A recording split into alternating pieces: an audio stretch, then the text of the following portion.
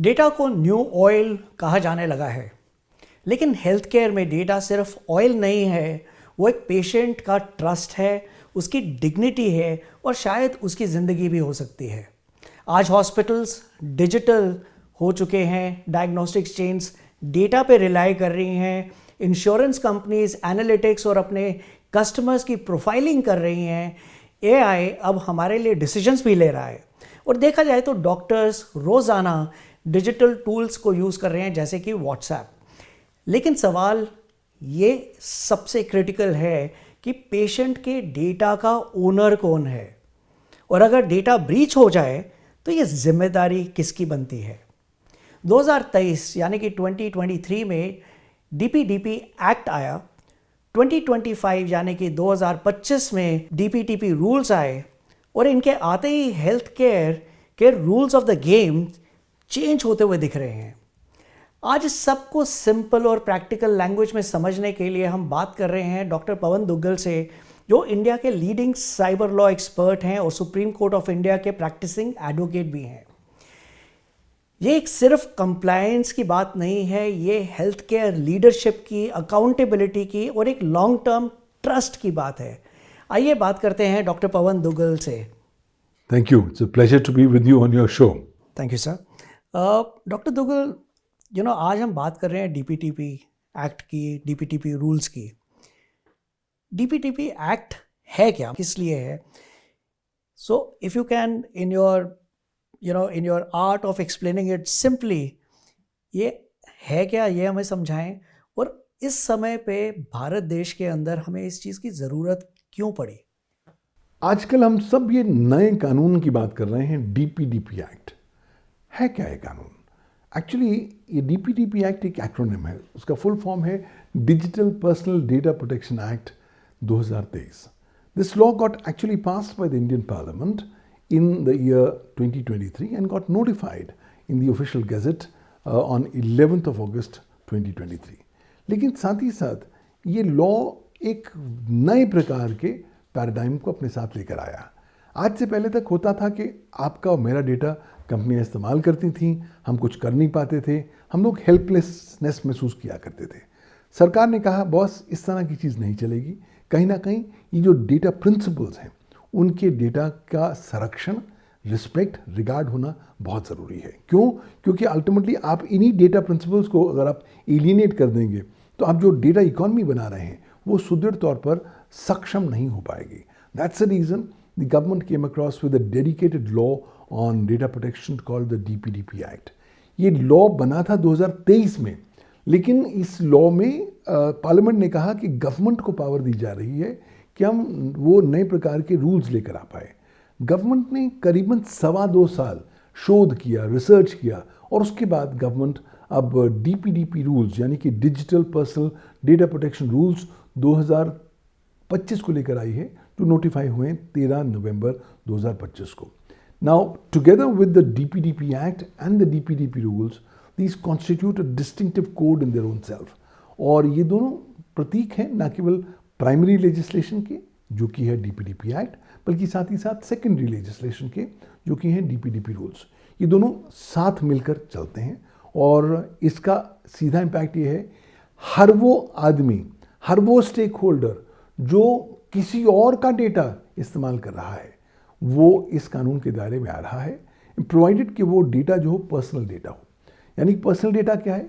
हर वो डेटा जिसके माध्यम से आप किसी व्यक्ति विशेष को आइडेंटिफाई कर सकते हैं। So the way the word personal data has been defined under the law is very very huge, and it incorporates almost every facets of data which can help identify a person. This can be not just your name, your phone number, your email address, your healthcare parameters, your facial recognition parameters, your sexual orientation and the like. So much so कि मेरे metadata पर भी मेरा personal data का जो छाप है नज़र आता है। So this law is very very broad and this law has comes up with huge amount of ramifications. In fact ये पहला ऐसा कानून है जो इंडियन पार्लियामेंट ने बनाया है जहाँ पर इन्होंने कोई ऑफेंसेस डिफाइन नहीं कर रहे हैं। टिपिकली भारत में अक्सर लोग कानून के डंडे से डरते हैं, और इस कानून ने कहा कि साहब हम आपको सज़ा का डंडा नहीं देंगे, लेकिन आपको उससे ज़्यादा खतरनाक डंडा देंगे, वो डंडा देंगे फाइन का। यानी कि for the first time in the history of independent India ये नया कानून है जो बना है, जिसने अनप्रेसिडेंटेड फाइन्स की बात करी है। 250 करोड़ रुपए तक का फाइन की बात की गई है इस लॉ में। मिनिमम फाइन जो है, जो बेयर मिनिमम देना है, वो आपको 50 करोड़ देना है। हाँ, आपकी किस्मत अच्छी है कि 50 करोड़ और 250 करोड़ में कितना अल्टीमेटली फाइन आपको देना है वो डेटा प्रोटेक्शन बोर्ड दिखाएगा। But all said and done, it's a remarkable piece of legislation that is going to have large term ramifications, and I believe that therefore the need is absolutely essential that we need to know more about the nuances and aspects of the DPDP Act and the DPDP rules. You know, when you say that 250 crore का fine लगेगा और आपकी property भी attach हो सकती है, कहीं ये हमारे बिजनेसेस को हैम्पर तो नहीं करेगा कि लोग डर के मारे इसको काम करना ही बंद कर दें?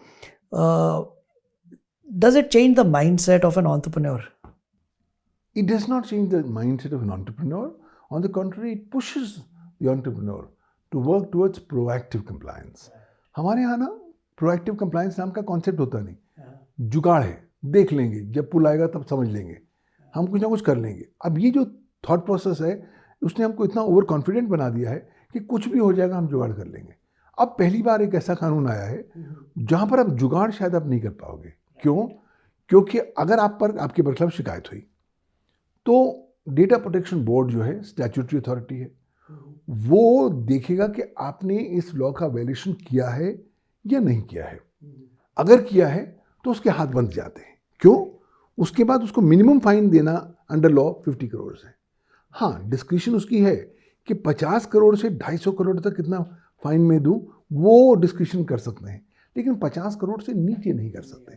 तो इसलिए फॉर द फर्स्ट टाइम मुझे लगता है एंटरप्रेन्योर्स को हम प्रोएक्टिवली इनकरेज करेंगे कि बॉस कुछ करो या ना करो, इस कानून का पालन कर लो, क्योंकि अगर आपने इस कानून का उल्लंघन कर लिया तो आपके बर्तन बिक जाएंगे, आपके सारा धंधा बंद हो जाएगा और आपकी जो रेपुटेशन पर इम्पैक्ट आएगा उसका तो आप अनुमान भी नहीं लगा सकते।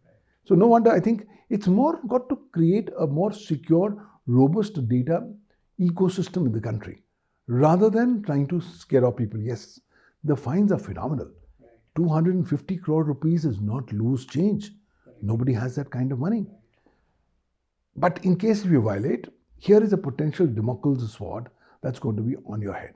यानी कि वो खतरे के जो बादल हैं हर वक्त मंडराते रहेंगे, तलवार लटकी रहेगी कि बॉस आपने वायलेशन कर लिया, आज नहीं तो कल, नहीं तो परसों, नहीं तो 2 साल बाद, 5 साल बाद आप पर इस तरह की कार्रवाई हो सकती है और सरकार आपसे पैसे ले सकती है।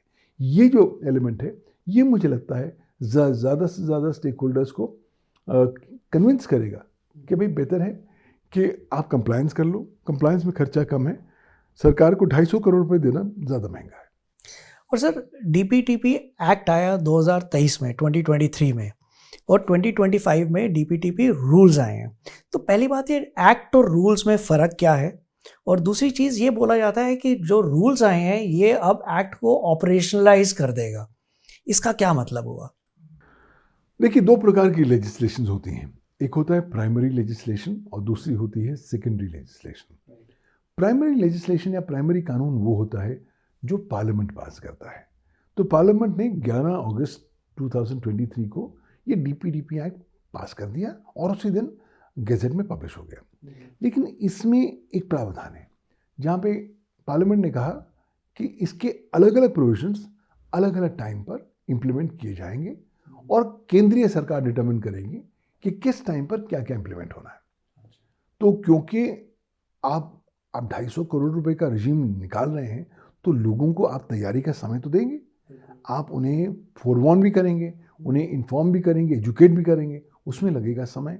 तो इसलिए सरकार ने कहा कि हम पहले रूल्स बनाते हैं। रूल्स बनते बनते भी 2.25 साल लग गए। 13 नवंबर 2025 को ये DPDP रूल्स गवर्नमेंट ने नोटिफाई किए हैं। उसमें ऐसा हुआ कि कुछ ऐसे प्रोविजंस हैं DPDP एक्ट के जो तुरंत लागू हो गए हैं, जिसमें जो प्रोविजंस हैं data protection board of India को लेकर वो लागू हो गए हैं। कुछ ऐसे प्रोविजंस हैं जो 1 साल बाद यानी कि 13 नवंबर 2026 को इम्प्लीमेंट होंगे और कुछ ऐसे हैं जो 18 महीने बाद यानी कि 13 मई 2027 को इम्प्लीमेंट होंगे। तो गवर्नमेंट ने आपको इफेक्टिवली लगभग 12 से 18 महीने का समय दिया है, आपको चेतावनी भी दी है। अभी हम आपको सिर्फ प्रोत्साहित कर रहे हैं, आप करिए, इनकरेज कर रहे हैं। नहीं करेंगे तो आपका एक वजूद का सवाल खड़ा हो जाएगा, it will be N existential issue.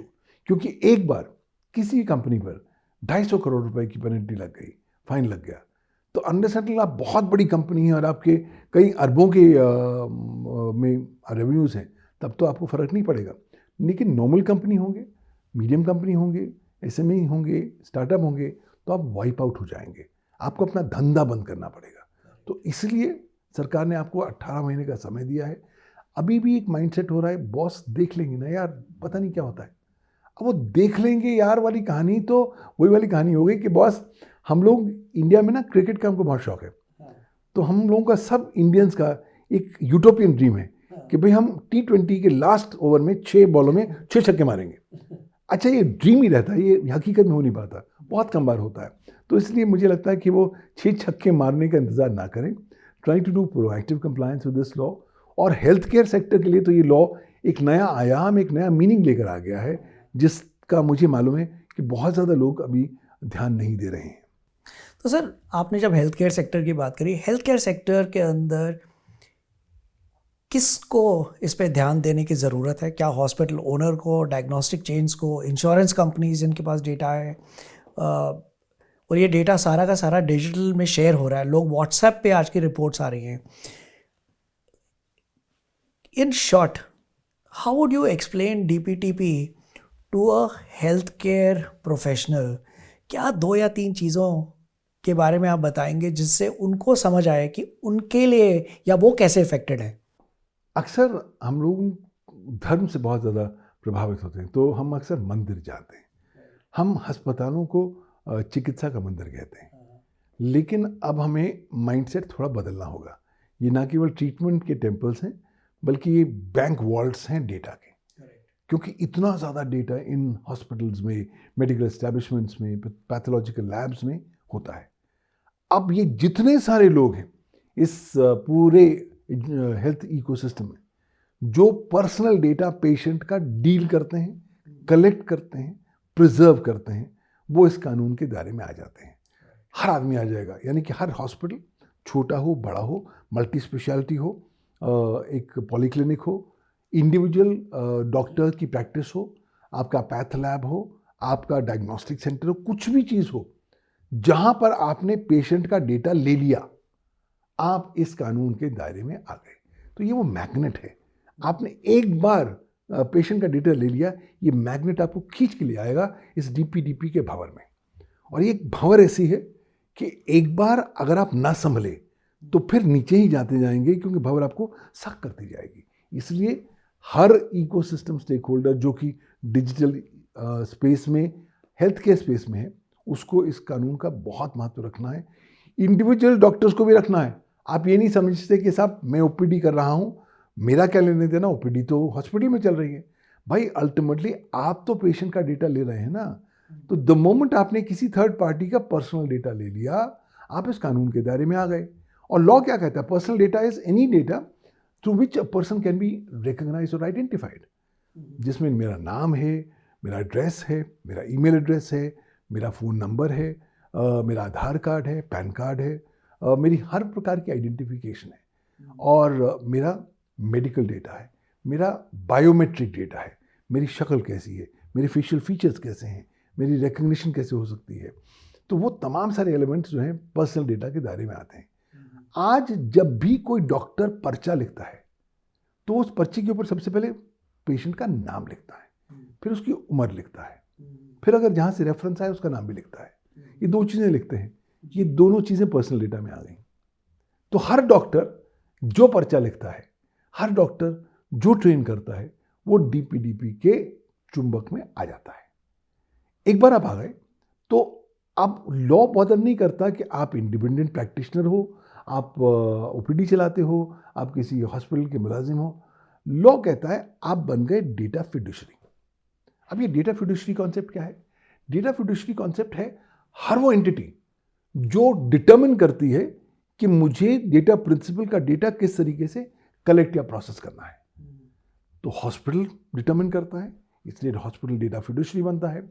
Doctor determine करता है, क्योंकि डॉक्टर के बाहर जो उसका कंपाउंडर बैठा है या उसका असिस्टेंट बैठा है, वो पहले आपकी अपॉइंटमेंट का नोट करता है, आपका नाम लिखता है, आपका मोबाइल नंबर लिखता है, आपके सारे मेडिकल पेपर लेता है। आप भी डेटा फिडुशरी बन गए। डेटा लैब में मैं अपना खून का टेस्ट देने जाता हूँ, मेरा पर्सनल डेटा फिर उस लैब के पास जाता है। वो लैब आज मुझे व्हाट्सएप पर अपनी रिपोर्ट तो भेजता है, लेकिन भूल जाता है डीपीटीपी में आप मुझे व्हाट्सएप पर रिपोर्ट भेज नहीं पाएंगे जब तक आप मेरी कॉन्सेंट ना लें। अब जो है पहली बार ऐसा हुआ है कि in this ecosystem the data principal has become the centre point of the ecosystem. अभी तक क्या था कि हमको लोग कोई महत्व से देखते नहीं थे। कंपनियां कहती तुम्हारा डेटा उसको मॉनिटाइज करने का जिम्मेवार, उसका अधिकार मेरा है और मैं अधिकार लेकर रहूंगा। भूल जाते हैं कि अब इस लॉ के अंदर now the data principal has become the केंद्र बिंदु ऑफ द एंटायर इकोसिस्टम। इस डेटा प्रिंसिपल के आसपास पूरे लोग घूमेंगे, जितने भी हेल्थ केयर इकोसिस्टम वाले प्रोवाइडर्स हैं। हाथ जोड़ के सबसे पहले अपने डेटा प्रिंसिपल को, पेशेंट को लिखत में नोटिस देंगे, साहब ये अब लॉ आ गया है, इस लॉ के तहत मुझे आपका कॉन्सेंट चाहिए, मैं आपका डेटा प्रोसेस करने वाला हूं 1 2 3 4 5 चीज़ों के लिए, कृपया आप मुझे कॉन्सेंट दीजिए। If you give me consent, तब तो मैं एज ए डेटा फिडुशरी आपका डेटा इस्तेमाल कर सकता हूं। लेकिन अगर आप मुझे कॉन्सेंट देते ही नहीं हैं, तब मैं आपका लॉ में डेटा इस्तेमाल कर ही नहीं सकता हूं, और अगर मैं करता हूं तो मेरे पर खिलाफ शिकायत जाएगी 250 करोड़ रुपए। अब सवाल देखना मुझे ये है कि क्या मुझे 250 करोड़ रुपए का फाइन देना है या मुझे अपना धंधा चलाना है।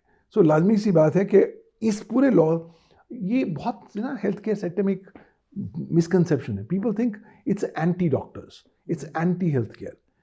I will say this particular DPDP act is pro patients, is pro trust and pro secure digital ecosystem. तो जितनी जल्दी हम डॉक्टर्स होने के नाते इस लॉ को समझें, उसके महत्व को समझें, उतना अच्छा होगा। ये जो आपने डॉक्टर्स के बारे में बात करी है, अब जब डॉक्टर डेटा लेता है पेशेंट का, जो इम्पेरेटिव है फॉर हिम टू और her to treat the patient, और वो कंसेंट लेता है, तो typically one of the ways is to get a form signed when they are taking the data, या फिर डिजिटली उसे एक्सेप्टेंस ले कहीं से। People can also come and say कि मैंने तो दिया नहीं, ये तो फोर्ज्ड सिग्नेचर्स हैं, right? So what do you recommend a doctor should be doing to ensure that he or she is safeguarding himself or herself from any challenges of DPTP tomorrow? उसको practically क्या चीज़ अपने clinic में करनी चाहिए? अस्पताल तो कर लेगा शायद, लेकिन एक हर 10 अस्पताल के पीछे 10,000 प्राइवेट प्रैक्टिशनर्स हैं जो छोटे क्लिनिक चला रहे हैं। अगर आप डॉक्टर हैं तो एक बात समझ लीजिए, अगर आपने प्रैक्टिस में रहना है तो DPDP एक्ट का फॉलो करना पड़ेगा। अगर नहीं फॉलो करेंगे, हो सकता है आपकी प्रैक्टिस बंद हो जाए। क्यों? क्योंकि आपके बरखिलाफ शिकायत करने वाले बहुत लोग बैठे होंगे। भाई लाजमी सी बात है, आप डॉक्टर हैं, हर एक को पूरी तरीके से ठीक नहीं कर पाते। There may be some disgruntled patients who may want to potentially teach you lesson. तो आपके बरखिलाफ शिकायत तो आ सकती है, इसमें कोई दो राह नहीं। तो इसलिए अगर आपने अपने आप को बचाना है तो आई सजेस्ट कि आप एक फायर फाइटिंग सूट पहन लें। Think that you are jumping into a river fire, so prepare a good fire fighting suit.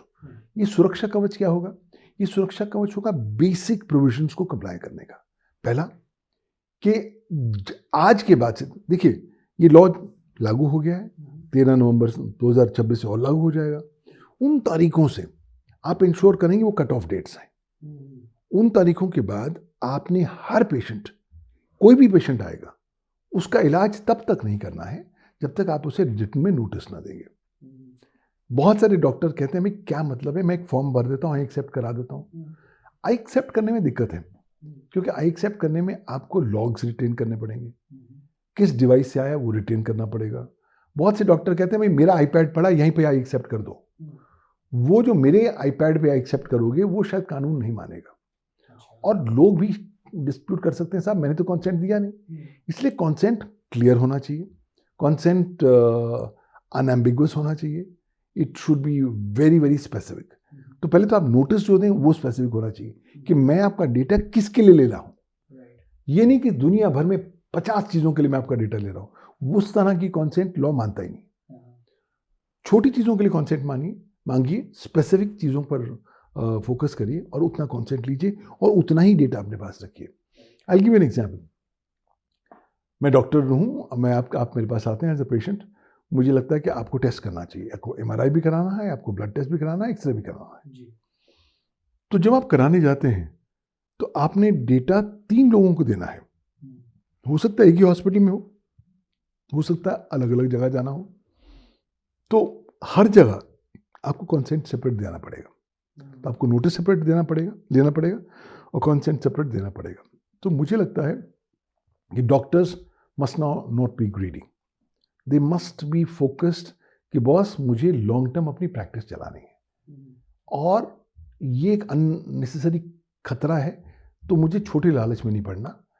अगर मुझे डेटा आपको सिर्फ मेरी ट्रीटमेंट के लिए चाहिए तो मैं आपसे बोल रहा हूँ कि आप मेरे पास आएंगे और मैं आपसे रिक्वेस्ट कर रहा हूँ कि for your treatment I want to collect this data 1 2 3 और इस पर्पस के लिए, और उतना ही कॉन्सेंट साइन करें। बेस्ट तरीका तो यह है कागज़ पे फिजिकली साइन कराइए। क्यों? ताकि दूसरा बंदा कल को डिनाई नहीं कर सकता साहब मेरे सिग्नेचर्स नहीं है, और करेगा भी तो फिर ओनस उसके ऊपर हो जाएगा, वो साबित करेगा कि मेरे सिग्नेचर्स थे या नहीं थे, बट आप तो you are very well protected. दूसरी बात, जब आपको कंसेंट मिल जाती है, प्लीज़ मेक श्योर कि आप जो डेटा आप यूज़ कर रहे हैं, कलेक्ट कर रहे हैं, उसी पर्पसेस के लिए कर रहे हैं जिसके लिए आपने परमिशन दी है, कंसेंट ली है। पता लगा ऐसा नहीं कि आपने डेटा तो ले लिया, चलो मेडिकल रिप्रेजेंटेटिव आया उसको बेच दिया, इंश्योरेंस कंपनी को बेच दिया, इधर कर दिया उधर कर दिया, वहाँ पर आपने कुछ भी कांड कर दिया, तो 250 करोड़ रुपए देने के लिए आपकी लूज चेंज तैयार होनी चाहिए। अगर आप तैयार हैं तो आई एम श्योर कोई डॉक्टर 250 करोड़ अपनी जेब से तो सरकार को नहीं देना चाहेगा। तो इसलिए ये लिमिटेड फोकस आपको करना पड़ेगा। नोटिस एंड कॉन्सेंट आर 2 की pillars of the DPDP act and you must ruthlessly go ahead and implement them. और सबूत होना चाहिए, मुंह जुबानी कुछ नहीं आपकी बात सुनी जाएगी। देखिए, जब शिकायत आपके बरखिलाफ आएगी तब डेटा प्रोटेक्शन बोर्ड आपसे पूछेगा आप बताइए अपना वर्जन क्या है। तो आपके पास मिटिगेटिंग सर्कमस्टेंसेस को साबित करने के लिए डॉक्यूमेंट्री प्रूफ होना चाहिए, चाहे वो इलेक्ट्रॉनिक प्रूफ हो चाहे वो फिजिकल कागज हो। वो कागजों के आधार पर आप कह सकते हैं साहब मैंने लॉ का पालन किया था, उसके बाद भी कुछ हो गया तो मेरी जिम्मेवारी नहीं है। So you should be earning on the side of caution.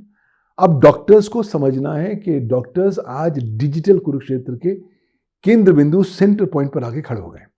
Already कुछ साल पहले शोर मचा था कि डॉक्टर्स को आप अननेसेसरली कंज्यूमर प्रोटेक्शन एक्ट में ले आए हैं, वो तो एक बात छोटी बात थी, अब तो उसका बाप आ गया है, अब DPDP एक्ट आ गया है और आपको इस डिजिटल कुरुक्षेत्र में 360 डिग्री से कहीं पर भी अटैक हो सकता है। तो इसलिए आपको फूक फूक के कदम रखना है, डेटा ज़्यादा इस्तेमाल नहीं करना, उसी का करना है जिसका कॉन्सेंट है। अब बहुत बार डॉक्टर कहेंगे साहब वो तो ठीक है ना, चलिए 13 नवंबर आएगा, 13 मई 2027 आएगा, बट मैं तो बहुत सारे पेशेंट्स को ऑलरेडी ट्रीट कर रहा हूँ, I already have the data, what to do with that. The law says boss 2 तरह का डेटा है, एक वो डेटा जो लॉ के इम्प्लीमेंट होने से पहले आपके पास होगा और एक वो जो लॉ के बाद। जो लॉ के बाद होगा उसके लिए तो आपको पहले नोटिस देना है और कॉन्सेंट लेना है। जो आप डेटा इकट्ठा कर चुके हो वो भी जिस दिन लॉ इंप्लीमेंट हो जाएगा आप यूज नहीं कर पाओगे, उनको भी आपको फ्रेश नोटिस देना पड़ेगा कि आप मेरे पुराने कस्टमर हैं, पेशेंट हैं, आपका मैंने ट्रीटमेंट कर रखा है, आपका डेटा मेरे पास है। आप I am now giving you notice under the DPDP act, please give me your consent for using your data for 1 2 3 4 5 6 purposes. अगर वो कंसेंट देते हैं तब तो आप वो डेटा यूज कर सकते हैं, अगर वो कंसेंट नहीं देते हैं तो आप उस डेटा को यूज ही नहीं कर सकते। और उस नोटिस का एक इंपॉर्टेंट एलिमेंट है, आपको उनको ये भी बताना है कि जब वो नोटिस में अपना कंसेंट दे रहे हैं तो उनको ये भी सुविधा है कि वो जब मर्जी चाहें अपने कंसेंट को विड्रॉ कर सकते हैं, और विड्रॉ करने के लिए ये प्रोसेस है, ये आपके पास URL है, यहाँ पर जाइए और अपना कंसेंट विड्रॉ कर लीजिए। अगर डेटा प्रिंसिपल ने अपना पहले कंसेंट दे दिया और बाद में for whatever reason says boss मुझे आपका कंसेंट विड्रॉ करना है, जिस समय उसने अपना कंसेंट विड्रॉ कर लिया उस समय से आप वो डेटा यूज कर ही नहीं सकते। अगर आप करेंगे फिर आप वायलेशन करेंगे, फिर आपके बरखिलाफ शिकायत होगी, फिर 250 करोड़ होंगे। तो सवाल ये है कि अब चारों तरफ से आपके हाथ बांधे जाने वाले हैं। सो बेटर है कि आप productive, good, focused data practices का इस्तेमाल करें। कुछ हमारे रीजनेबल सिक्योरिटी स्टैंडर्ड्स हैं, सेफगार्ड्स हैं जो लॉ ने अभी परिभाषित किए हैं, उनको फॉलो करें। डरने की आवश्यकता नहीं है। मैं ये नहीं कह रहा कि साहब अपनी मेडिकल प्रैक्टिस छोड़ के चली जाइए कहीं। आपको यहाँ रहना है, आपका काम है कि आप लोगों को ट्रीट करेंगे, लेकिन आपका काम डेटा का नहीं है। तो इसलिए आप डॉक्टर बने रहिए, डेटा मर्चेंट मत बनिए। अपने आप को उस एंगल में मत लाइए कि चलिए मुझे ये भी डेटा मिल जाए, मैं यहाँ उसको बेच दूँ, यहाँ से मोनेटाइज कर दूँ। वो ख्याल दिमाग से निकाल दीजिए। डॉक्टर दोगल, हेल्थ केयर में जब हम प्रैक्टिस देखते हैं डॉक्टर्स की, तो डॉक्टर के क्लिनिक में बहुत सारे सॉफ्टवेयर्स वो यूज़ कर रहे हैं। फॉर एग्जांपल एक स्टैंड अलोन क्लिनिक है, वो एक या फिर फिजिशियन का या सर्जन का, वो प्रैक्टो को यूज़ करता है for storing the data, connecting with the patients, sending them reminders, sending them birthday greetings, etc. अब उसने डॉक्टर ने डेटा कलेक्ट किया, लेकिन एक एक्सटर्नल थर्ड पार्टी प्लेटफॉर्म पे स्टोर किया। यहाँ पे किसकी रिस्पॉन्सिबिलिटी बन रही है? दोनों की रिस्पॉन्सिबिलिटी बन रही है, डॉक्टर की, क्योंकि अल्टीमेटली डॉक्टर ने। But is he okay to put it on a third party platform? He cannot without taking the consent of the data principal. So he has to ask the patient that, is it okay for me to enter the data on Practo? Yes, he has to ask, but he has to give specific notice. I want to collect your this data. I will be sharing it with this particular platform. Please give me your consent for the same.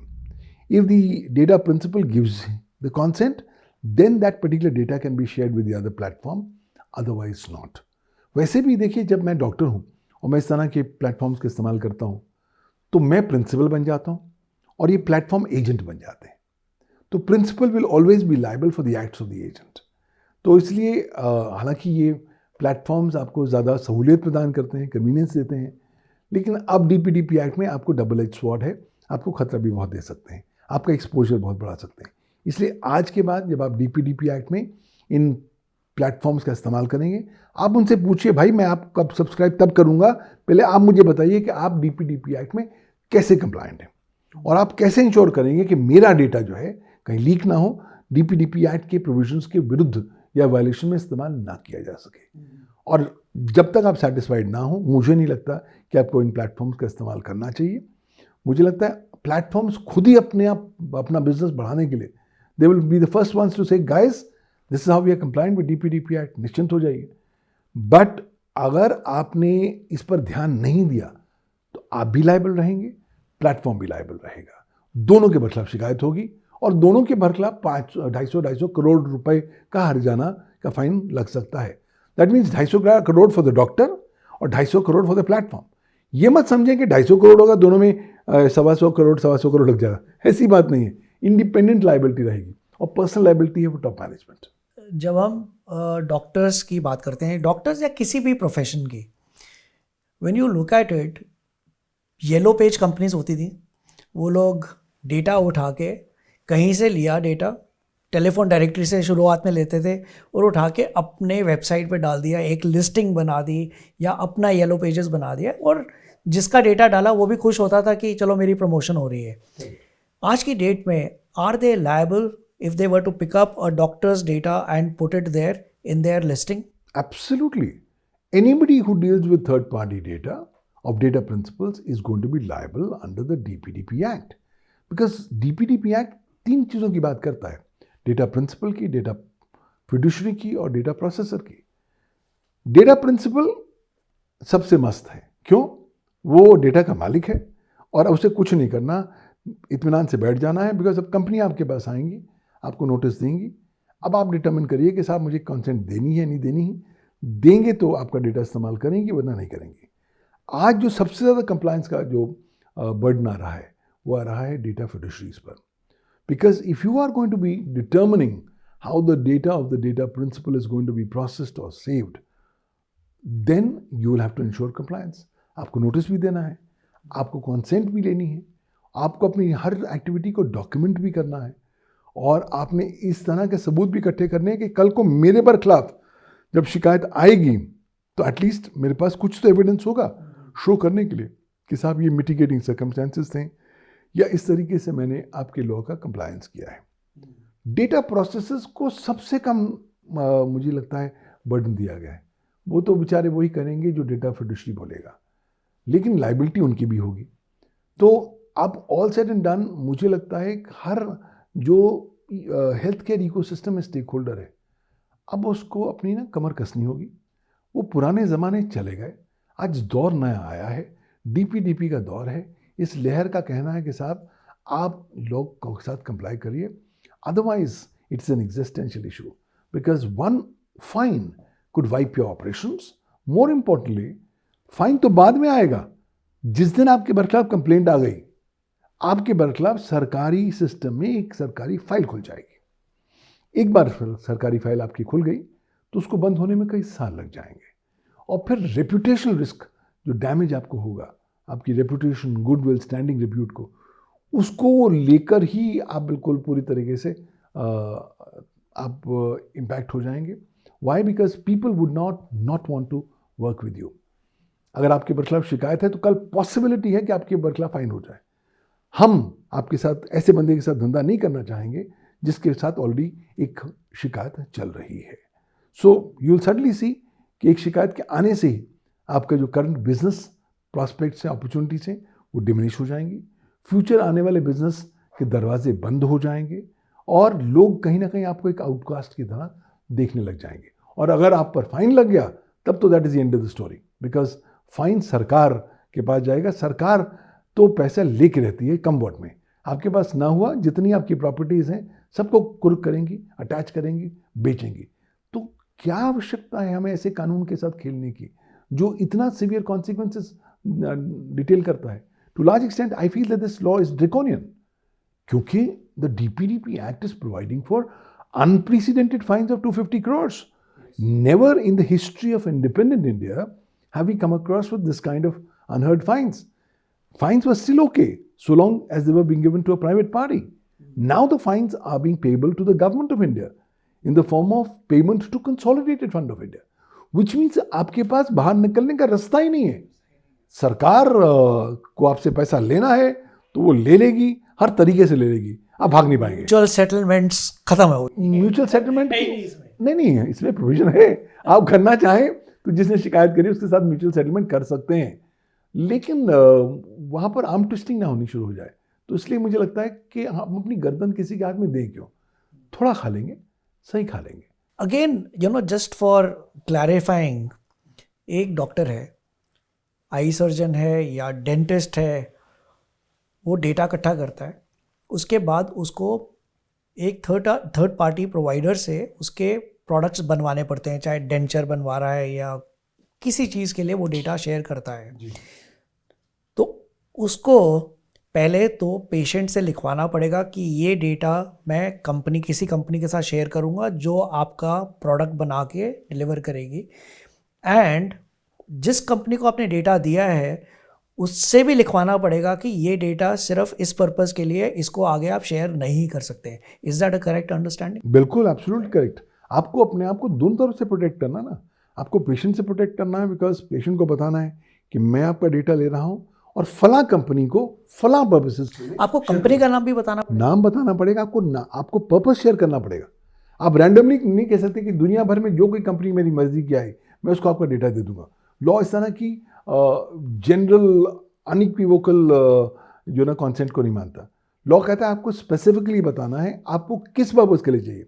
अगर आप dentist हैं तो आप अपने patient को बताएंगे कि अगर आपके डेंचर बनाने हैं या अगर आपका दूसरा वाइट एनामल टूथ बनाना है तो मैं फला कंपनी के साथ हमारा टाई अप है, उसके साथ मैं आपका डेटा शेयर करूंगा प्लीज़, और वो भी इस पर्पसेस के लिए ताकि आपका डेंचर बन सके या वाइट एनामल टीथ बन सके, और इसके लिए आप मुझे परमिशन दीजिए।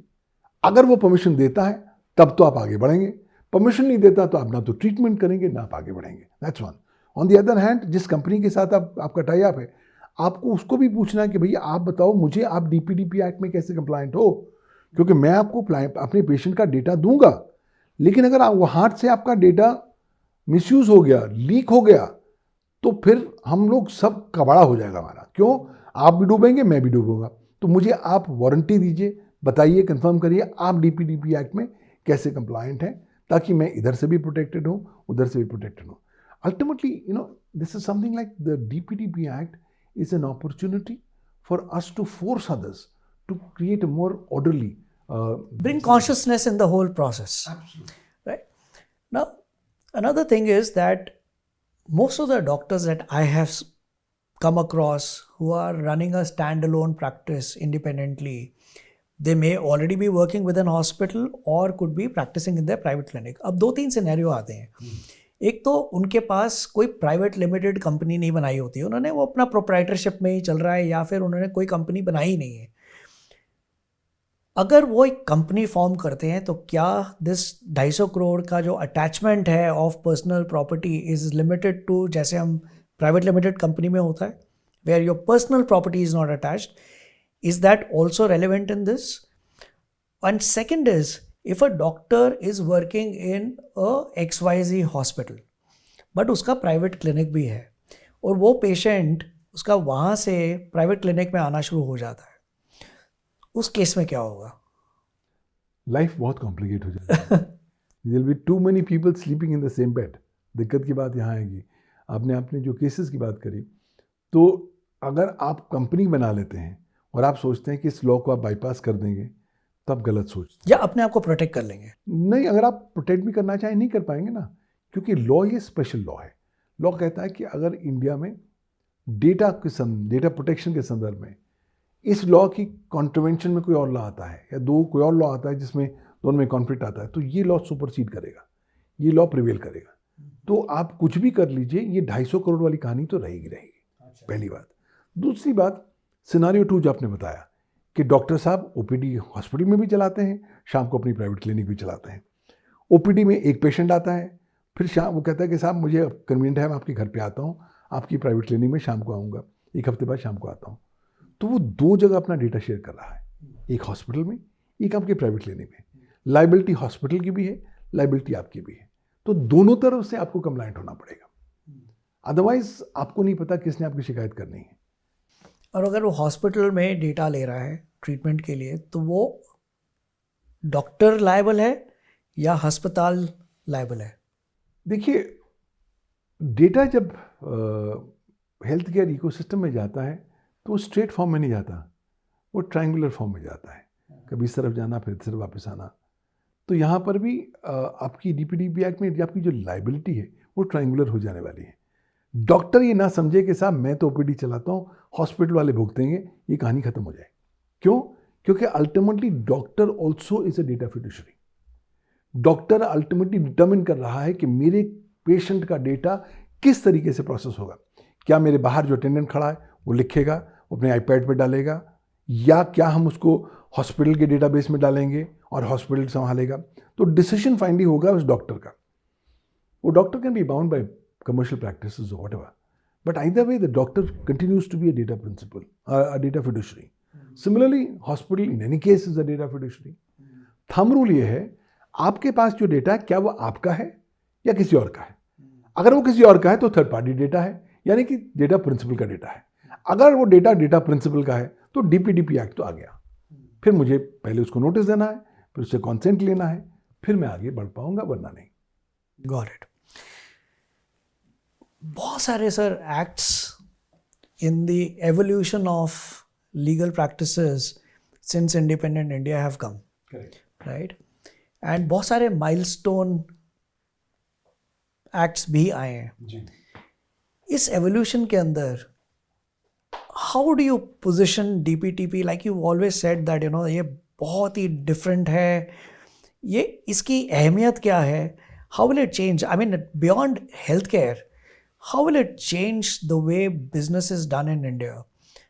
And is this something that we have seen other places in the world as well? Some jurisdictions have come up with dedicated data protection laws, like the European Union has come up with the General Data Protection Regulation, which is very effective because they have the ability to fine up to 4% of your annual total global turnover. Having said that, in the Indian context, I find DPDP Act as a unique example of legislative draftsmanship. अगर मैं India के 4 सबसे important laws की बात करूं आज तक, independence से लेकर आज तक, तो इन 4 लॉज में एक लॉ आता है DPDP act. Other 3 are the constitution, the penal laws, the IT act and DPDP.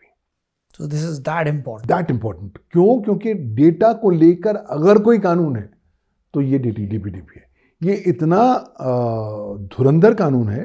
वो कहता है कि साहब अगर मेरे में और आईटी एक्ट में भी कॉन्फ्लिक्ट आ गया तो डेटा प्रोटेक्शन पर जो मैं कह रहा हूँ वो सुप्रीम होगा, आईटी एक्ट भी नीचे आ जाएगा.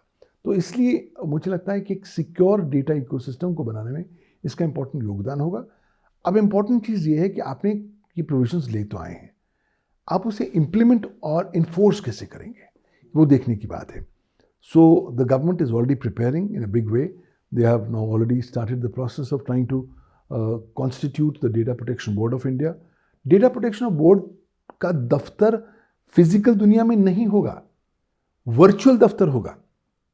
सब कुछ वर्चुअल होगा, शिकायतें भी वर्चुअल होंगी और उनका निदान भी वर्चुअल होगा.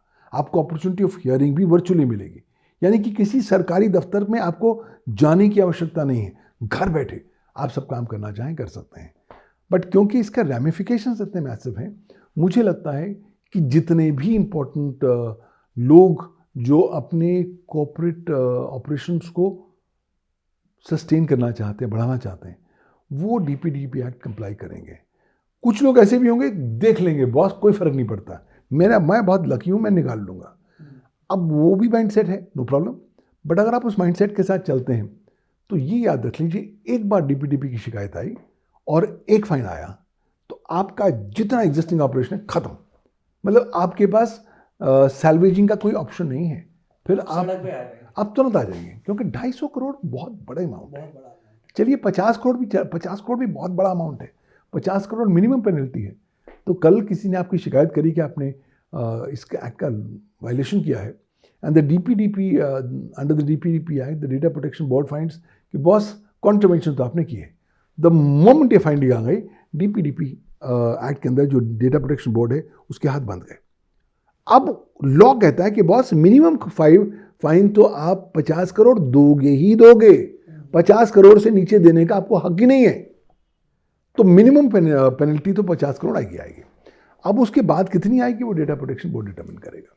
So until the data protection board says कि नहीं ये गलत कंप्लेंट है, तब तक अगर उसने मान लिया कि ये कंप्लेंट है तो 50 करोड़ तो लगे ही लगे मिनिमम. हाँ, ये भी हो सकता है कि डेटा प्रोटेक्शन बोर्ड एग्जामिन करे और पाएं कि बॉस ये पेटेंट ही ये जो कंप्लेंट गलत है, झूठी है. उस डायरेक्शन में लॉ कहता है कि जिस डेटा प्रिंसिपल ने कंप्लेंट करी है उस पर 10,000 रुपये का फाइन लग सकता है. मैक्सिमम फाइन उस पर लगेगा 10,000 अगर झूठी कंप्लेंट है. अगर सच्ची हो गई तो मिनिमम फाइन आप पर लगेगा 50 करोड़. फिर ये लॉपसाइडेड नहीं है, फिर ये लोग इसका फ़ायदा उठाएंगे. मुझे लगता है कि बहुत मेजर लूप होल है इस कानून में और इसका बहुत ज़बरदस्त फ़ायदा, दुरुपयोग, मिसयूज़ होने की पूरी संभावना है. इसलिए आप इस लॉ को इम्प्लीमेंट कैसे करेंगे वो देखने वाली बात है. सो अल्टीमेटली मैं कह रहा हूँ, आपने कुछ करना हो ना करना हो आपके डिसीजन है, किससे काम करवाना है वो आपकी डिसीजन है. बट प्लीज़ इंश्योर करें कि अगर आप मेडिकल इकोसिस्टम में हैं, आप हेल्थ केयर इकोसिस्टम में हैं या किसी भी डेटा ड्रिवन इकोसिस्टम में हैं, तो प्लीज़ डीपीडीपी एक्ट के प्रोविजंस को फॉलो ज़रूर करें और मुंह ज़ुबानी कुछ मत करिए. अगले यहाँ जब आपके यहाँ नोटिस आएगा डेटा प्रोटेक्शन बोर्ड से या अदालत से कोई नोटिस आएगा तो कोई आपकी मुंह ज़ुबानी बात नहीं सुनेगा. वो कहते हैं ना, लिखतम के आगे बख्तम की कीमत नहीं होती. तो मैं यही मानता हूँ कि बस अपना सबूत रेडी रखो, अपना एविडेंस रेडी रखो, बी कंप्लायंट और उसके बाद कंटिन्यू करें. हम ये तो नहीं कह रहे कि साहब आप धंधा बंद कर देंगे, और ऐसा तो नहीं कि सारे भारतवासी जो है इस कानून का उल्लंघन करें, सारों पर करोड़ों रुपए की पेनल्टी होगी. हो सकता है कुछ गिने चुने केसेस में इस तरह की पेनल्टी लग जाए, बट उम्मीद ही ये की जा रही है कि एक बार पेनल्टी लगनी शुरू होगी सब लोग लाइन में आ जाएंगे. सब लोग कहेंगे बॉस ठीक है यार, कुछ करो या ना करो, डीपीडीपी कंप्लाई कर लो. क्यों? क्योंकि इसके साथ हम रोड पे आ जाएंगे. तो हमें रोड पे नहीं आना है.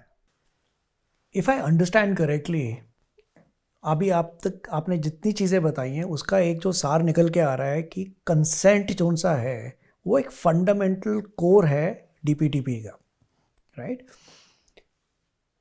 आपको क्या लगता है कि हेल्थ केयर कंपनीज जो सी हैं, बहुत बड़ी बड़ी कंपनीज हैं, बहुत बड़ी बड़ी डायग्नोस्टिक चेन्स हैं, मल्टी लोकेशन हॉस्पिटल्स हैं, पेशेंट्स लाखों में आ रहे हैं, वो क्या अजम्पशन की गलती कर रहे हैं जो उनको इस मुश्किल में डाल सकता है कल?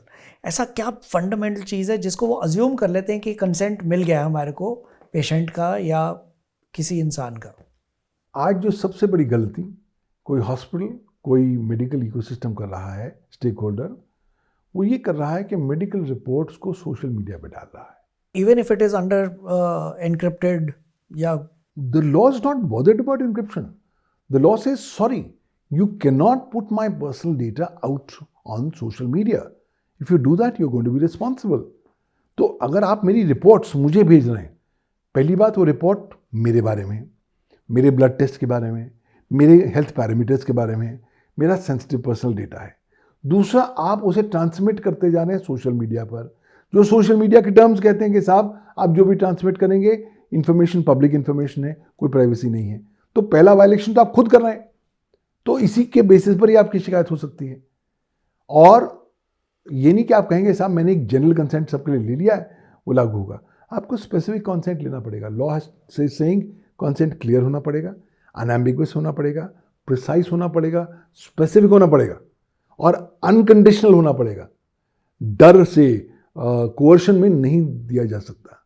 तो मुझे लगता है कि आज ये सबसे बड़ा जो कांड हो रहा है आजकल वो ये है कि बॉस हम आपकी मेडिकल रिपोर्ट्स व्हाट्सएप पे डाल देंगे, हम आपके मेल पे डाल देंगे, या अगर मेरी वेबसाइट से ही डाउनलोड कर लीजिए, इज दैट ऑल्सो? उसी वेबसाइट से डाउनलोड कर लीजिए तो वेबसाइट से फिर भी सही है, क्योंकि आप वेबसाइट में डाउनलोड करने का लिंक केवल पेशेंट को दे रहे हो। अगर वो किसी वो कर रहा है और वो खुद अपनी मर्जी से किसी और को दे रहा है, पर वो लिंक भी तो व्हाट्सएप पे जा रहा है सर। तो लिंक भी अल्टीमेटली लिंक भी व्हाट्सएप पे जा रहा है, तो कहीं ना कहीं खतरा तो है ही है। So you will have to now come up with new mechanism.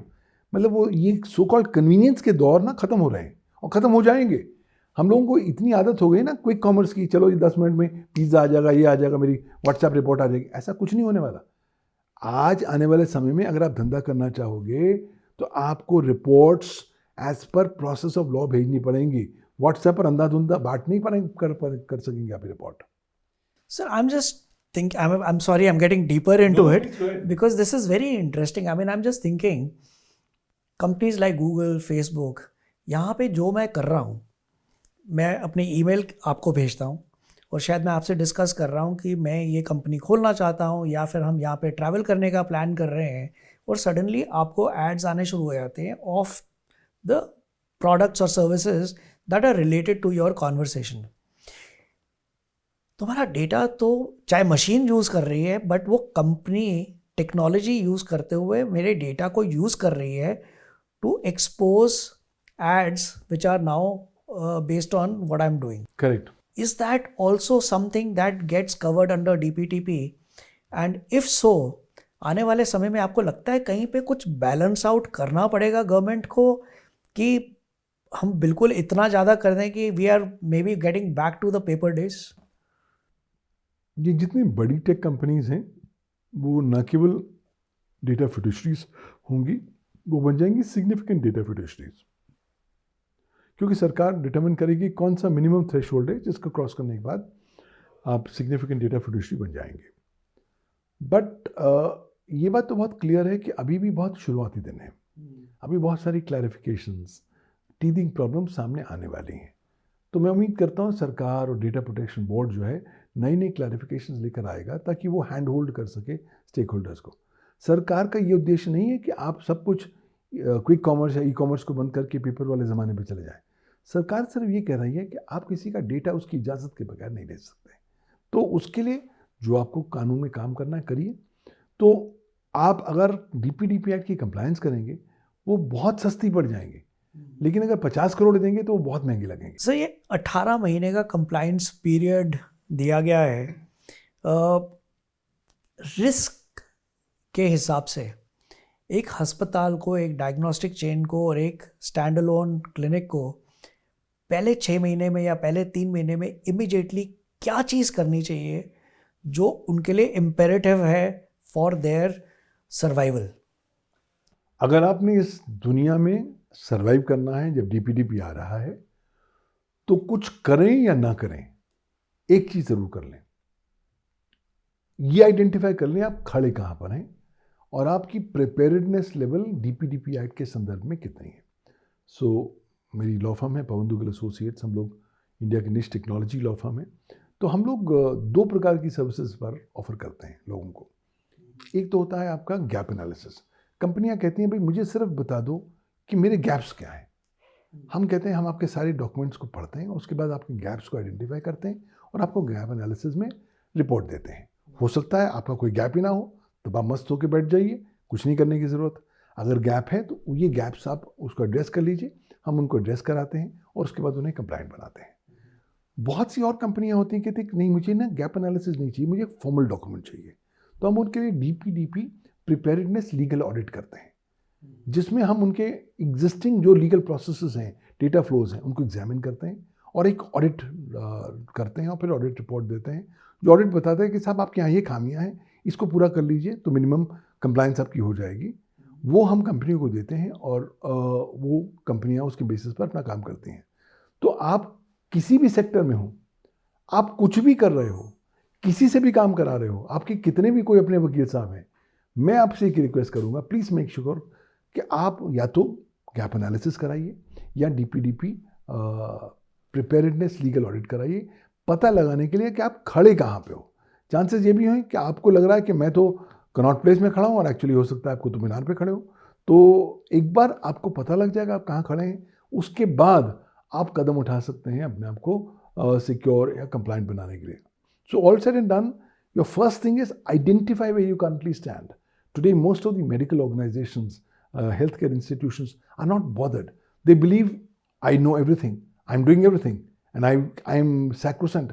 I can never be charged with anything wrong. I think that's where the problem is. The mindset has to change. We will have to start recognizing the humongous destructive force of the DPDP Act. We'll have to start realizing that this DPDP Act can change the course of our business.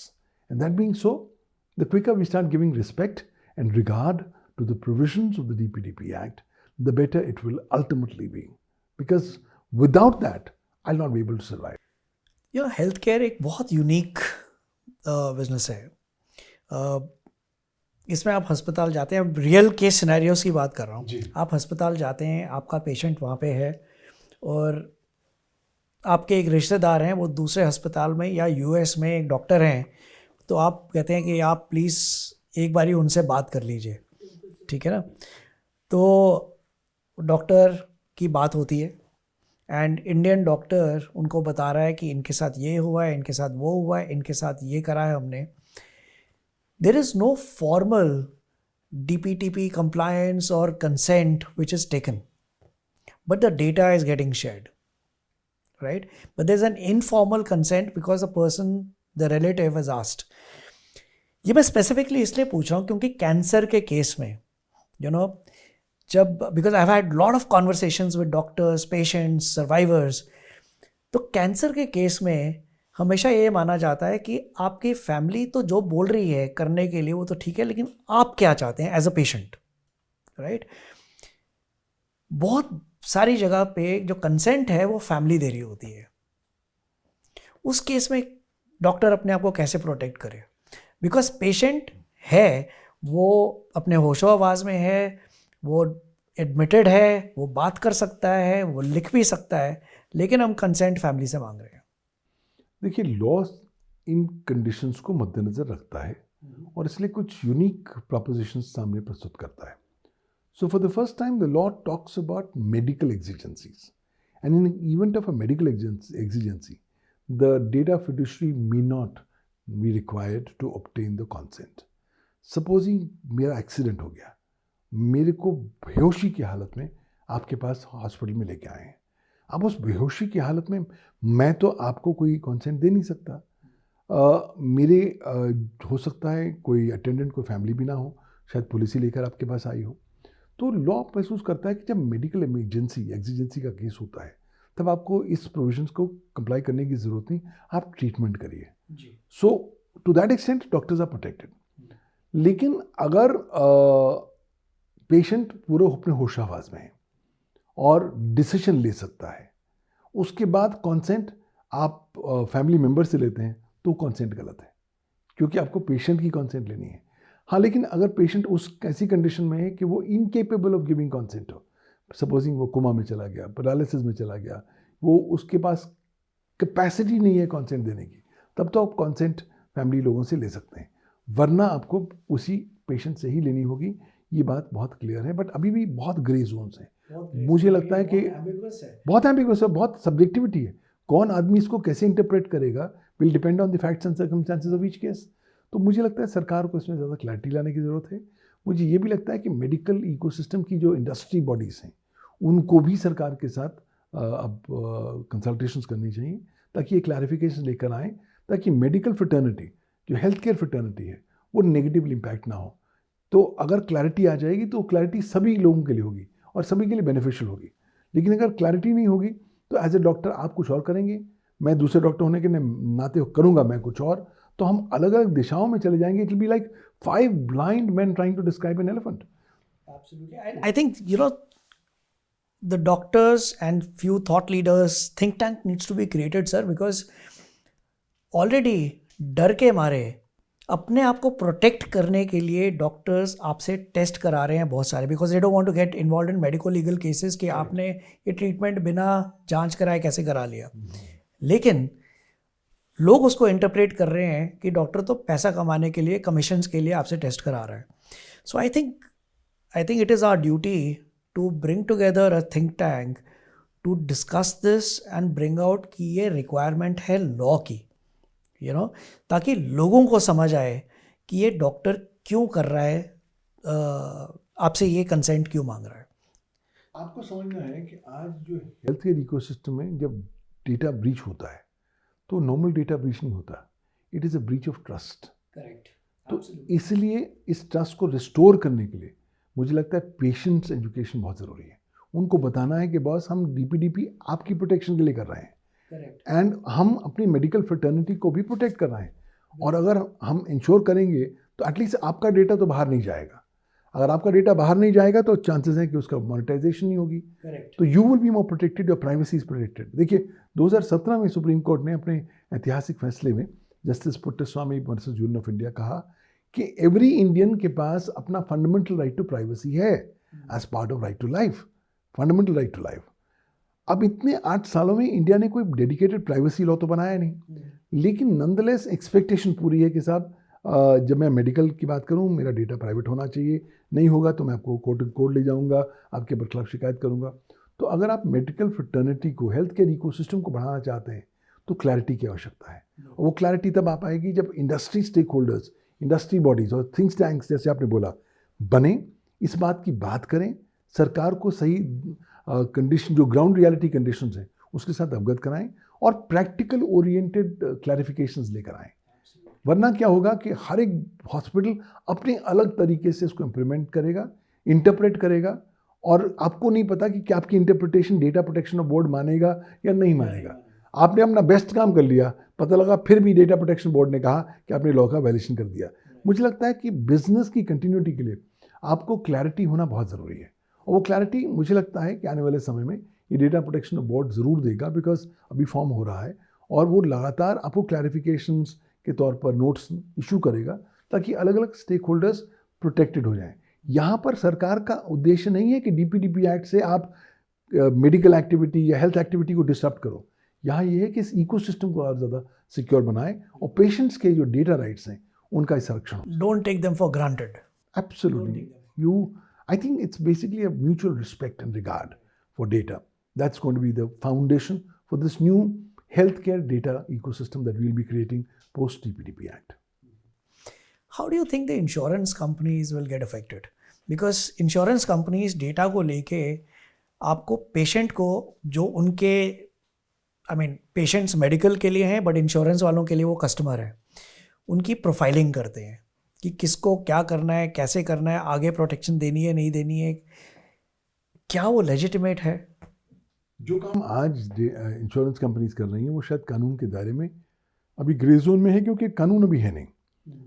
लेकिन जैसे DPDP act आ जाएगा, implement हो जाएगा, so they will have to change their data practices.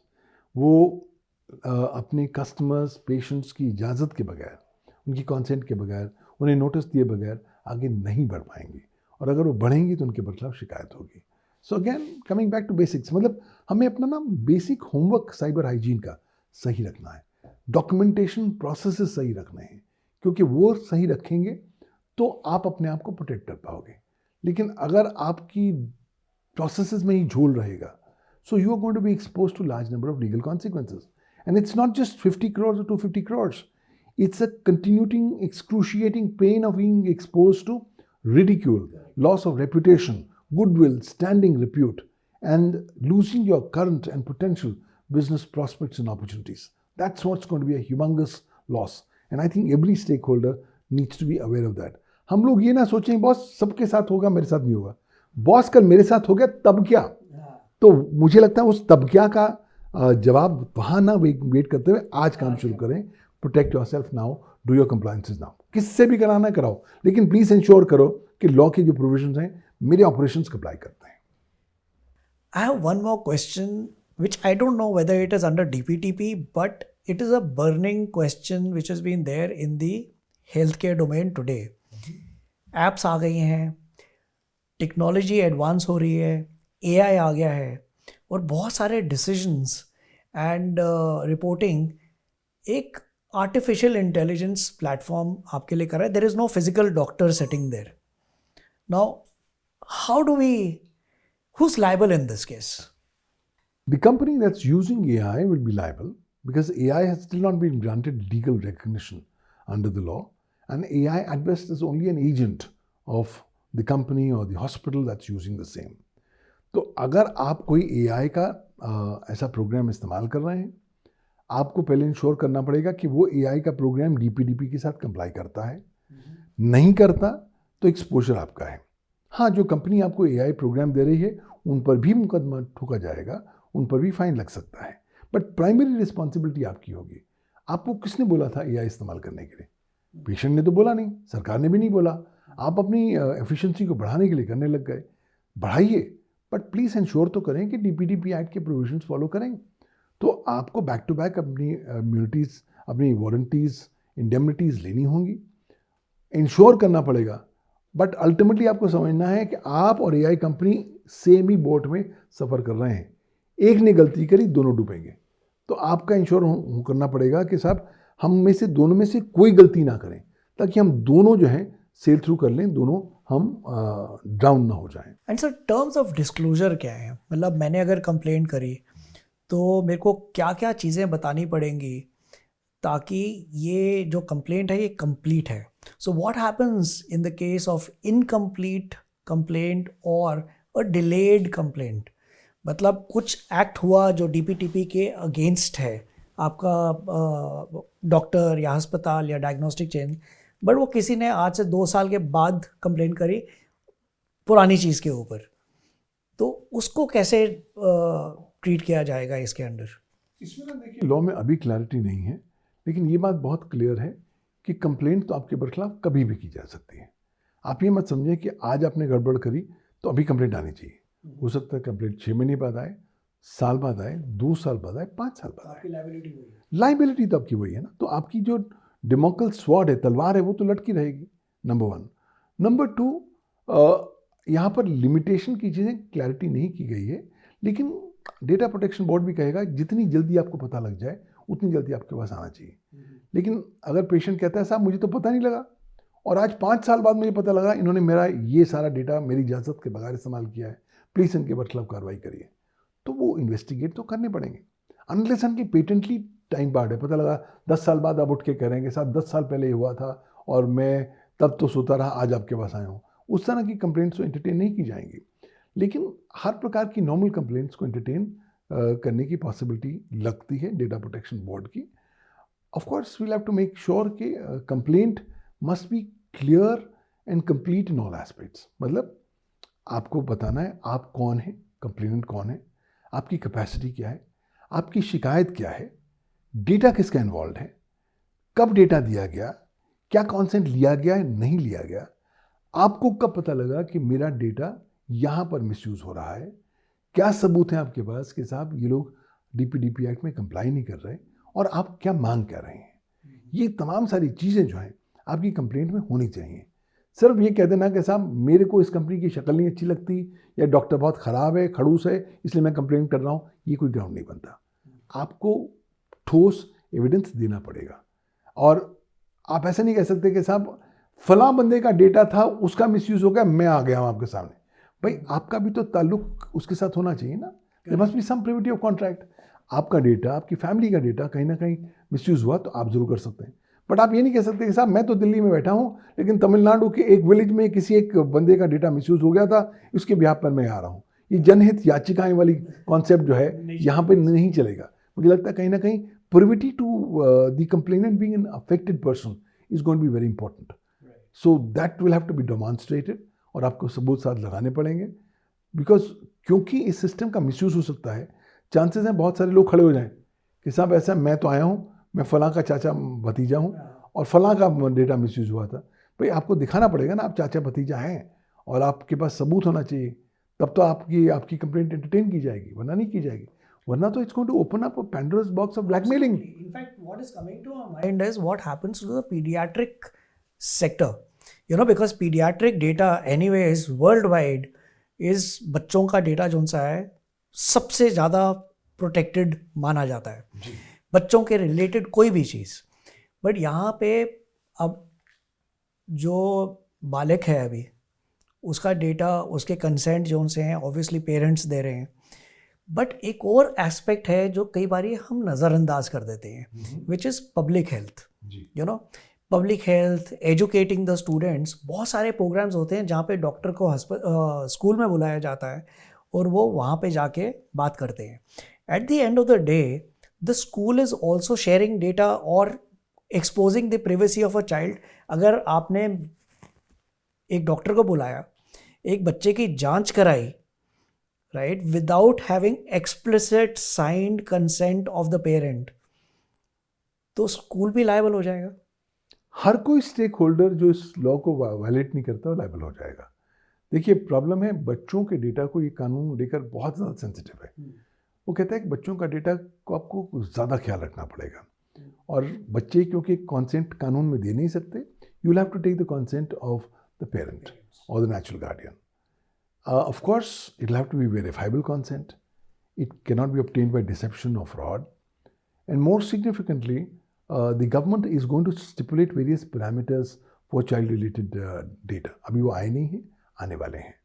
तो जैसे जैसे ये provisions आएंगे, उनको फॉलो हमें करना पड़ेगा। प्लीज़ अंडरस्टैंड, DPDP की यात्रा ना भी वर्क इन प्रोग्रेस है। अभी जितना नज़र आ रहा है उतना ही है, लेकिन ऐसा नहीं है, चीज़ें बदलेंगी। नए एक्सप्लेनेशन नोट्स, प्रेस नोट्स आएंगे, क्लैरिफिकेशन आएंगे, उसके साथ काम करना पड़ेगा। लेकिन अगर डॉक्टर, मैंने आजकल एक नई आदत देखी है, और वो काफ़ी सालों पुरानी आदत है। डॉक्टर जब जाते हैं आपको अभी मेडिकल अपनी कॉन्फ्रेंस में या कहीं पे स्लाइड्स लेकर जाते हैं, वहाँ पर फलां अपने पेशेंट की शक्ल दिखाते हैं कि साहब ये बच्चा था, ये है, उसकी शक्ल नज़र आ रही है, उसके सब फेशियल रिकग्निशन फीचर्स नज़र आ रहे हैं। That will be complete violation of the DPDP। सो ये जो प्री पोस्ट की जो पिक्चर्स शेयर होती हैं, even when they put the band on the eyes, that is not, it's not permissible, because आपको फेशियल रिकग्निशन के बेसिस पर आप आइडेंटिफाई तो कर ही सकते हैं कि कौन है। अनलेस अनटिल आपने पूरा फेस ही ढक दिया है, तो जब आप बॉडी को देख के नहीं पहचान सकते, देन से डिफरेंट इशू। लेकिन कई बार ऐसा होता है कि पेशेंट की बॉडी ऐसी होती है, यूनिक होती है, कोई बहुत मोटा होता है, कोई बहुत पतला होता है, तो उसको देख के फिर भी कहा जा सकता है कि साहब ये मेरा कुछ कंपोनेंट ऑफ पर्सनल डेटा है। तो मुझे लगता है डॉक्टर्स को बहुत केयरफुल होना पड़ेगा। ये जो हम अपनी पिक्चरें दिखाते हैं अपने पेशेंट्स की, वो तुरंत बंद करनी पड़ेंगी। और दिखा सकते हैं, लेकिन उसके लिए भी उनसे कॉन्सेंट लेना पड़ेगा कि साहब मैं आपकी पिक्चर ले रहा हूँ, मैं पिक्चर लेने के लिए भी आपकी कॉन्सेंट चाहता हूँ, मैं इसको मेडिकल कॉन्फ्रेंस में या रिसर्च में यूज़ करूँगा, आप उसके लिए भी कॉन्सेंट दीजिए। अगर वो कॉन्सेंट देते हैं वंडरफुल, आप कंटिन्यू करिए, लेकिन वो नहीं देते तो आप कुछ नहीं कर सकते।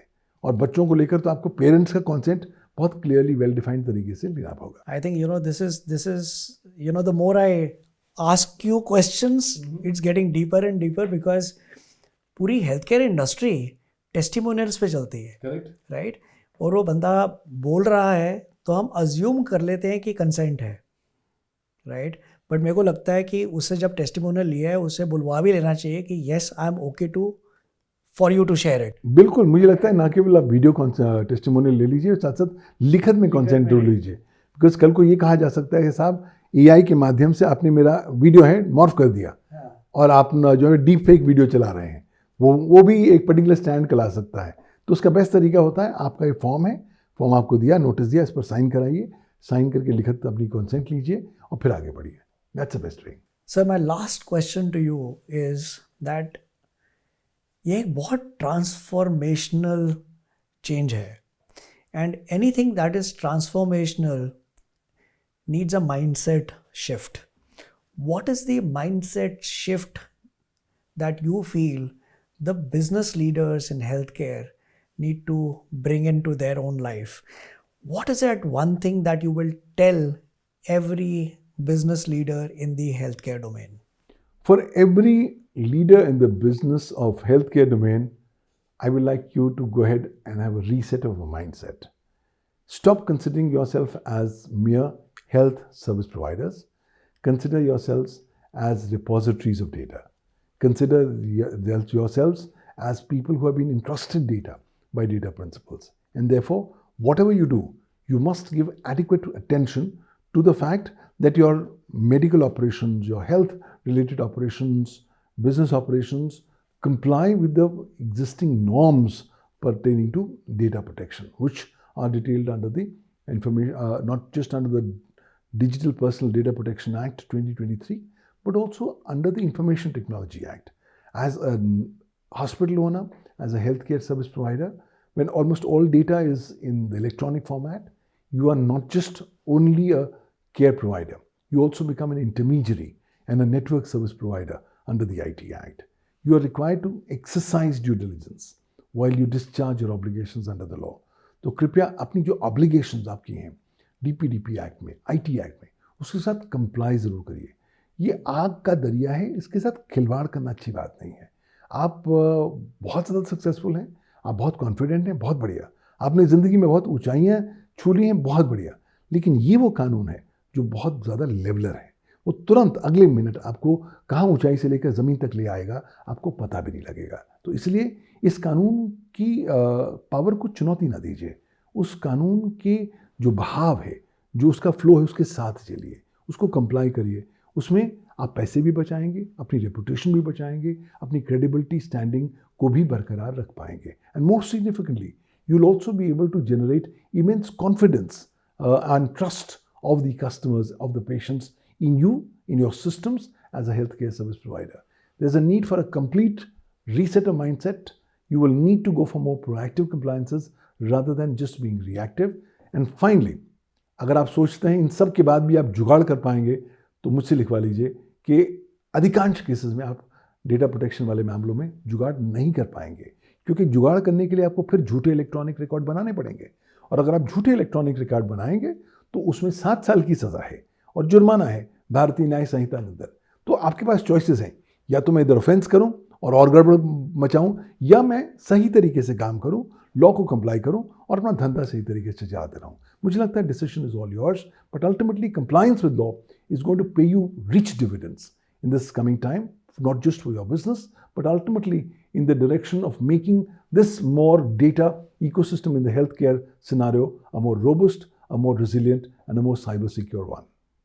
मेरे दिमाग में एक और क्वेश्चन आया है। बहुत सारे डॉक्टर्स को, and we can choose to whether put it or not put it, बहुत सारे क्लिनिक्स में, इनफैक्ट मोस्ट क्लिनिक्स में जब आप जाते हैं, स्पेशली जहाँ पे कोई सर्जरी नहीं चल रही है, कुछ नहीं चल रहा है, बट एग्जामिनेशन चल रहा है, वहाँ पे कैमरे लगे हुए हैं, CCTV कैमराज, एंड डॉक्टर ने अपने आप को प्रोटेक्ट करने के लिए भी लगाया, बिकॉज अभी हमने देखा है violence against doctors is a very big issue, unscrupulous patients filing wrong claims is also a very big issue. उस केस में how does DPTP come into being when you are using a camera in the clinic? That's another very contentious issue. There's not much clarity, because when a CCTV camera is being used, it is capturing your personal information. Correct. About you, your facial recognition, your features, your characters, your personalities. That being so, it can always be argued that before you do your CCTV on me, give me a notice and take my consent. If you don't do that, technically a complaint can be filed. But then there are going to be exceptions. You require it for your safety, for your security, for purposes of ensuring that there is no law and order kind of a misuse or an issue emerging. I think the government needs to come up with more clarifications in that regard. We cannot all the time be subjugating everything else to DPDP. Ultimately, other things are also required, and the government will have to balance between different competing interests. So while the interest of security is very important, the DPDP is equally important. But both these interests will have to be adequately balanced. What will be that golden balance is something that the government will have to decide. But I think, yes, this is a classical case to show why there's a need for more industry interaction with the government on these issues. There's a need for more clarification notes, clarifications, and press notes so that every stakeholder in the industry is crystal clear of how the major principles of the DPDP Act are going to be working and are going to be complied with. Absolutely. I think it's time that we put up a think tank. Sure. And bring up these real issues in front of the government so that they are enabled to build more clarity on this. And I think it will be a human service not just to the government, to the nation, but also to the medical ecosystem at large. We do not want the medical ecosystem to be paralyzed as a result of DPDP Act. Right. So somewhere a kind of a healthy working balance, balancing of different interests will have to be taken into considerations. The government, incidentally, has been given the power to exempt certain entities from the applicability of the DPDP Act.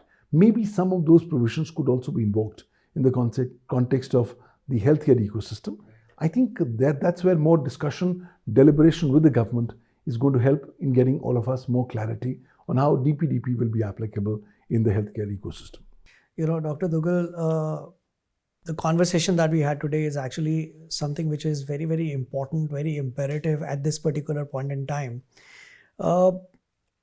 In this digitally empowered future, I think एक चीज़ जो लोगों को समझनी है कि जो हमने बात करी है, बहुत लोग डर भी सकते हैं इसको सुन के, बट मेरे को लगता है कि डरने से ज़्यादा कॉन्शियस होना ज़रूरी है ताकि आप टेक्नोलॉजी को यूज़ करें लेकिन with the purpose of serving people and not exploiting it. And I think this law is more focused on ensuring that nobody is able to exploit what they are receiving from the patient. And from the leadership perspective, I think, one more thing that I would like to bring out is that it is not about the backroom compliance. It is more about thinking proactively. It is about becoming more responsible. It is about understanding that you are more accountable today than ever before. So I think, what I would like to say for the hospital owners, the doctors, the diagnostic chains, insurance companies, etc. ये एक choice है, क्योंकि आपने बहुत बारी अपनी conversation में बोला कि ये सिर्फ पैसा बचाने के लिए नहीं है, ये अपनी रेपुटेशन बचाने के लिए है. आप ट्रस्ट बिल्ड करेंगे अपने पेशेंट के साथ कि he is not only in the right hands but in the hands of somebody who respects privacy. And that, I think, will build trust and will make sure that the patient stays with you for the rest of his life. And I think, with this, I can say that it is time that we stay informed, stay ethical, but at the same time also remain human while using technology or living in the world which is digital. So thank you so much for this conversation, Dr. Duggal. I really value your time that you spent with us to share this information. Thank you. It's been a pleasure talking with you on a variety of aspects. And as you rightly said, the effort of this particular podcast was more to educate, to sensitize. Law to already hai. Ignorance of law is no excuse in the eyes of law. So best is, let's empower ourselves with more knowledge, with more awareness, and try to do the right things the right way. Thank you.